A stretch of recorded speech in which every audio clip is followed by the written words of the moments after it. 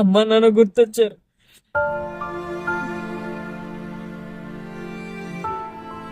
నాకు అర్థమైంది. నన్ను కూడా వారితో తీసుకెళ్లిపోతే బాగుండేది అనిపిస్తుంది. నీకు చాలా భవిష్యత్తు ఉంది. అంతా ఆలోచించి మీ అమ్మా నాన్న నా దగ్గరకు నిన్ను పంపించారు. ఆ తర్వాత వాళ్ళు ఏం చేశారు? ఆత్మహత్య చేసుకున్నారు. నన్ను ఒంటరివాడిని చేశారు. వాళ్ళకి అంత కష్టం ఏమొచ్చింది? అది ఆత్మహత్య కాదు, ప్రభుత్వ హత్య. నాకు అర్థం కాలేదు తాతయ్య. మీ నాన్న చిన్నప్పటి నుంచి సాటి వారికి సహాయం చేయాలని తపన పడుతుండేవాడు. చదువులో బాగా రాణించాడు. సిటీలో స్టీల్ ప్లాంట్లో జాబ్ సంపాదించి తనకు నచ్చిన అమ్మాయినే పెళ్లి చేసుకున్నాడు. భార్యతో సిటీలోనే సెటిల్ అయ్యాడు. ఆ సంవత్సరం తర్వాతే నువ్వు పుట్టావు. కొన్నాళ్ళ పాటు ఉద్యోగం బాగానే చేసుకున్నాడు. బాగానే ఉద్యోగం చేసుకున్నారని చెప్తున్నారు కదా, మరి ఎందుకు ఆత్మహత్య చేసుకున్నారు? అది ప్రభుత్వ హత్య అని ఎలా చెప్తున్నారు? మీ నాన్న పనిచేసే స్టీల్ ప్లాంట్కి లక్షల కోట్లు విలువ చేసే భూములు ఉన్నాయి. ఆ భూములపై ఓ ప్రైవేటు సంస్థ కన్నేసింది. కేంద్ర ప్రభుత్వ సహకారంతో నష్టాల పేరుతో స్టీల్ ప్లాంట్నే కాజేసి కోట్ల విలువైన భూములను కబ్జా చేయాలని ప్రయత్నాలు మొదలుపెట్టారు. అవును, ఆ విషయం నాకు కూడా తెలుసు. తెలుసు కదా. కేంద్ర ప్రభుత్వం ఆ ప్రైవేటు సంస్థతో అలూచిపడి లాభాల్లో ఉన్న స్టీల్ ప్లాంట్ ని నష్టాల్లోకి వచ్చేలా చేసి అది బూతిగా చూపించి కాంట్రాక్ట్ ఉద్యోగులను వేలాది మందిని తప్పించారు. పర్మనెంట్ ఉద్యోగులకు కూడా సరిగ్గా జీతాలు ఇవ్వక వారి జీవితాలతో ఆడుకున్నారు. సరిగ్గా జీతాలు రాకపోవడంతో కుటుంబాలను పోషించడం కోసం ఉద్యోగులు అప్పులు కూడా చేశారు. పెరిగిన అప్పులను తీర్చలేక ఆత్మహత్యలు చేసుకున్న సంఘటనలు కూడా చోటు చేసుకున్నాయి. మీ అమ్మ నాన్న చనిపోవటానికి ఇది కూడా ఒక కారణం. పల్లెటూళ్ళలో ఉన్న నా వద్దకు నిన్ను పంపించి వాళ్ళు ఆత్మహత్య చేసుకుంటారు.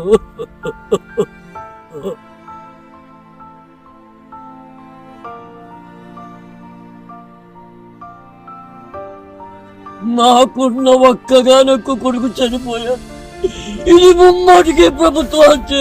ఇది ముమ్మాటికి ప్రభుత్వ హత్య. ఇది ముమ్మాటికి ప్రభుత్వ హత్య.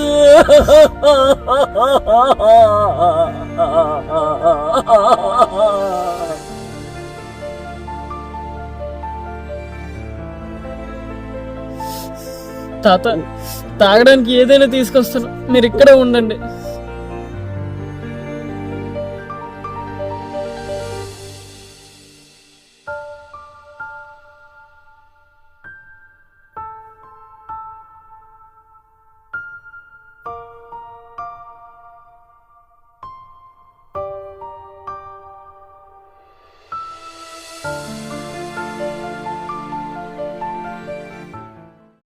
ఏం పెద్దయినా ఏదో తలుచుకుని బాధపడుతున్నట్లున్నారు. నా కొడుకు కోడలు గుర్తొచ్చి బాధపడుతున్నారు. వాళ్ళు మిమ్మల్ని వదిలి దూరంగా వెళ్ళారా? అవును, ఇద్దరు ప్రాణాలు వదిలి వెళ్ళారు. క్షమించండి పెద్దయినా. ఇంతకు మీరు? ఈ వార్డు కార్పొరేటర్. నా పేరు చక్రవర్తి. అధికారంలో ఉంది ఆ ప్రభుత్వమే. కొన్ని వందల వేల కుటుంబాలు రోడ్డును పడ్డానికి కారణమైన కేంద్ర ప్రభుత్వానికి మద్దతు ఇస్తున్నది మీ రాష్ట్ర ప్రభుత్వమే కదా. ఏంటి పెద్దయినా ఏదైతే మాట్లాడుతున్నావు? వాస్తవమే మాట్లాడుతున్నాను. నా కొడుకు కోడలు చనిపోవడానికి కారణం మీ రాష్ట్ర కేంద్ర ప్రభుత్వాలే. ఏంటి పెద్దయినా నోటుకొచ్చినట్టు మాట్లాడుతున్నావు? స్టీల్ ప్లాంటును ప్రైవేటు సంస్థలకు అప్పచెప్పడానికి కేంద్ర ప్రభుత్వం ప్రయత్నాలు చేస్తుంది. దీనికి మీ రాష్ట్ర ప్రభుత్వం వంట పాడుతుంది. లాభాల్లో ఉన్న స్టీల్ ప్లాంట్ను నష్టాల్లోకి తెచ్చింది మీ ప్రభుత్వాలే కదా. స్టీల్ ప్లాంట్కు సొంత గనులను కేటాయించకుండా చేసింది మీ ప్రభుత్వాలే కదా. నిజాలు తెలుసుకుని మాట్లాడితే మంచిది.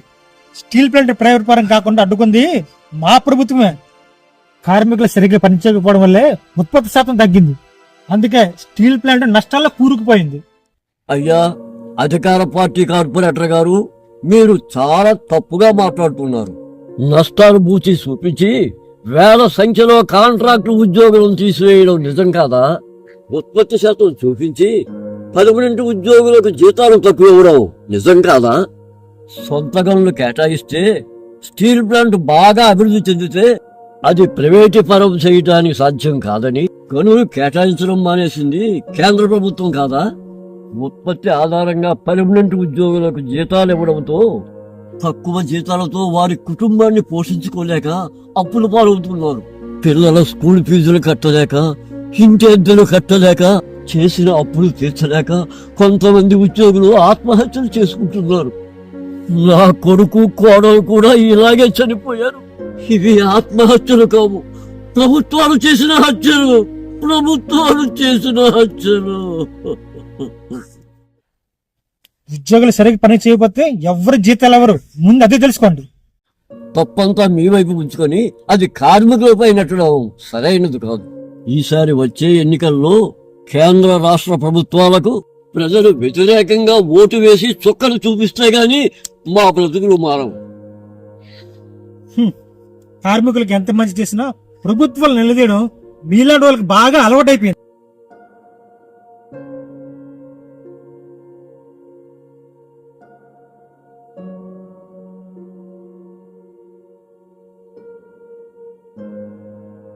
ఇప్పుడు పెద్ద మనిషి వచ్చి వెళ్ళాడు. ఆయనతో ఏమైనా గొడవ పడ్డారా ఏంటి? చెంపదెబ్బ కొట్టేలా చెప్పాను. కళ్ళు ఉరుగుతూ పళ్ళు కొరుకుతూ ఇక్కడి నుంచి పారిపోయాడు. మీకు కోపం వచ్చిందంటే ఎవరిని వదలరు కదా. సరే పదండి, ఇంటికి వెళ్దాం. సరే పద.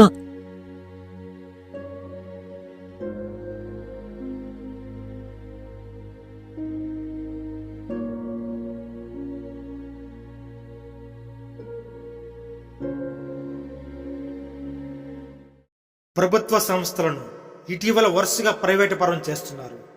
2 దశాబ్దాల నుంచి ఈ ప్రక్రియ కొనసాగుతూనే ఉంది.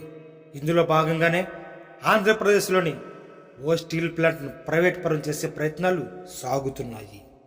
ఈ క్రమంలోనే వేలాది మంది కాంట్రాక్ట్ ఉద్యోగులను తొలగించారు. పర్మనెంట్ ఉద్యోగుల జీతాలకు ఎసరు పెట్టారు. నిర్వాసితులకు సరైన న్యాయం దొరకలేదు. స్టీల్ ప్లాంట్ రక్షణ కోసం సాగుతున్న ఉద్యమం ఉధృతంగా సాగుతుంది. ప్రజలు కూడా ఈ ఉద్యమంలో పాల్గొని స్టీల్ ప్లాంట్ రక్షించుకునేందుకు ముందుకు రావాలని కార్మికులు పిలుపునిస్తున్నారు.